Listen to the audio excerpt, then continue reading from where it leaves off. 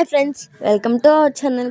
ఈరోజు వీడియో అయితే ఫస్ట్ అయితే అందరికీ very good morning, happy Ugadi. ఇక్కడ చూడండి, నేనైతే మార్నింగే లేచి ఇక్కడ ముందట గడి కడపలు గడి ముగ్గేసుకొని నెక్స్ట్ అయితే ఇక్కడ మేము అయితే గల్మకి మామిడి ఆకులు తోరణం కడుతున్నాం. చూడండి ఎంతమంది మంచిగా మామిడాకులు తోడు కట్టారో కామెంట్ బాక్స్లో కామెంట్ చేయండి.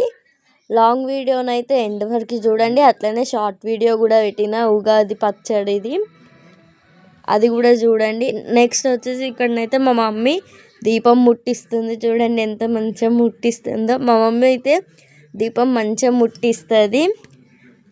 నెక్స్ట్ అయితే దీపం ముట్టించుడు అయిపోయిన తర్వాతనైతే మాకైతే కంకణాలు కూడా కట్టింది. ఇక్కడ కంకణం కట్టుడు అయిపోయిన తర్వాత పూజ అంతా అయింది కదా. నెక్స్ట్ అయితే ఉగాది పచ్చడి తయారు చేసింది, అది కూడా ఈ వీడియోలో పెట్టినాను.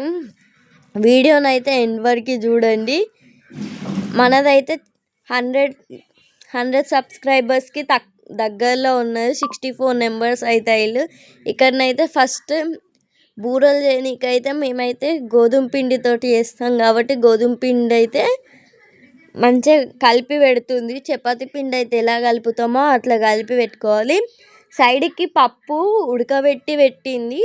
పప్పు ఉడకబెట్టిన తర్వాతనైతే మనం మిక్సీలోనైనా వేసుకోవాలి. బెల్లంను పప్పు మిక్సీకి వేసుకోవాలి. మేమైతే ఇట్లా చేస్తాం. ఒక్కొక్కరు అయితే పానకం కూడా పడతారు. బెల్లాన్ని పానకం బట్టి పప్పు మిక్సీకి వేసుకొని అట్లా కూడా వేస్తారు. అట్లా కూడా వేయచ్చు, ఇట్లా కూడా వేయచ్చు.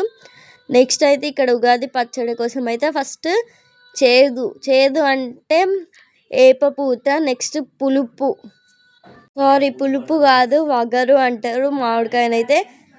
నెక్స్ట్ అయితే చింతపండు అంటే పులుపు. ఇక్కడ చూడండి చింతపండు కూడా వేసుకోవాలి. మనం వాటర్ కూడా పోసుకోవచ్చు. ఇక్కడ చింతపండులో వాటర్ పోసినాం కాబట్టి అవే సరిపోయినాయి. నెక్స్ట్ అయితే కొంచెం కారం వేసుకోవాలి. ఉగాది పచ్చడి అయితే ఇక్కడనైతే 6 రుచులు కదా, మనమైతే 6 రుచులు వేసుకోవాలి. నెక్స్ట్ కొంచెం కారం వేసుకున్న తర్వాతనైతే ఉప్పు కూడా వేసుకోవాలి. నెక్స్ట్ అయితే ఇక్కడ బెల్లం కూడా వేస్తుంది. చూడండి తీయదనం కోసం అయితే బెల్లం కూడా వేసుకోవాలి. కొంచెం బెల్లం వేసిన తర్వాత మనం ఇంతకుముందు పెట్టుకున్న పప్పు కూడా వేసింది మా మమ్మ అయితే. మొత్తం అన్నీ వేసిన తర్వాత మంచిగా కలపాలి. కలిపిన తర్వాత మంచిగా మొత్తం కలపాలి. ఎందుకంటే మనం చింతపండు, కారం, వగరు అన్నీ వేసి కలిపినాం కదా, 6 రుచులు వేసి కలిపినాం కాబట్టి ఇక్కడైతే దేవునికి ప్రసాదం పెడుతుంది. నెక్స్ట్ అయితే ఇక్కడ చూడండి బూరెలు చేస్తుంది. లైక్ చేయండి, షేర్ చేయండి, సబ్స్క్రైబ్ టు మై ఛానల్.